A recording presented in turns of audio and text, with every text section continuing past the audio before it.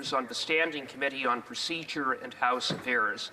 There is a long-standing tradition and expectation that the Speaker be impartial and non-partisan.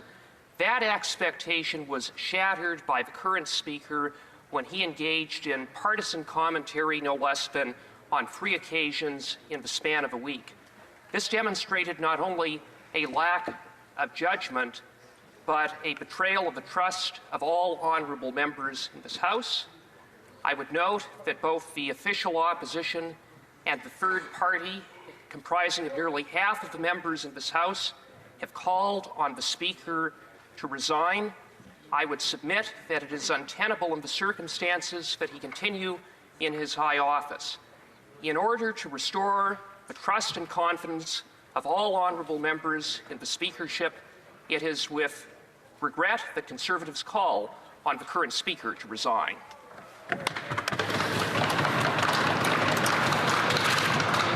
The honourable member for Salaberry-sur-Roi. Mr. Speaker, we're also very sad, and we have a certain amount of regret. The honourable member will need unanimous consent. Okay.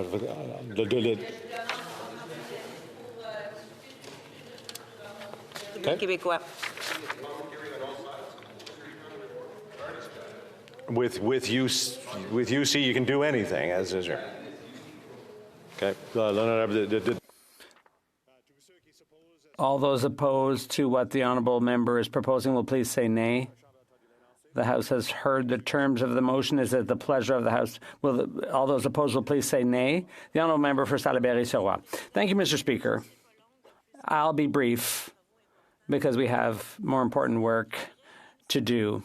So we're somewhat saddened and regretful that we had to table a dissenting report as well, because in the eyes of the Bloc Québécois, the Speaker's role is very important, and there's zero tolerance for partiality. And we're of the view that what the Speaker did is unpardonable, unforgivable, and he has to step down. And we have asked him to make the right decision and step down because he failed in his responsibilities. Mr. Speaker, I hope the House, we want the House to function as smoothly as possible, and that takes a Speaker who enjoys the full confidence of all elected members here in the House. Presenting reports from committees, the honourable member for Markham Unionville. Thank you, Mr. Speaker. I have the honour to present in both official languages the 18th report of the Standing Committee on Citizenship and Immigration, entitled In Demand Yet Unprocessed, Endemic Immigration Backlog. Pursuant to Standing Order 109, the committee requests that the government table a comprehensive response to this report. Thank you, Mr. Speaker. I also believe there's a dissenting opinion from the Conservatives. The honourable member for Saskatoon West. As Vice Chair of the Standing Committee on Citizenship and Immigration, I have the honour of tabling today a Conservative supplementary opinion to the report on backlogs and delays. 8 years of NDP Liberal leadership in the Department of Immigration, Refugees and Citizenship was described by one witness as nothing short of a dumpster fire.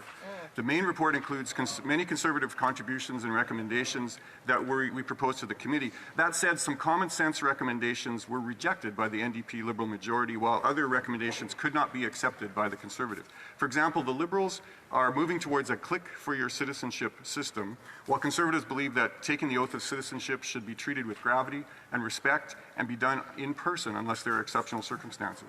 After 8 years, we know this Prime Minister is not worth the cost, and his Liberal-made immigration backlog is causing more chaos in the department, as well as destroying the faith of Canadians in our immigration system. But have no fear, because soon a common-sense Conservative government will be here to restore faith and clean up these backlogs. Let's bring it home.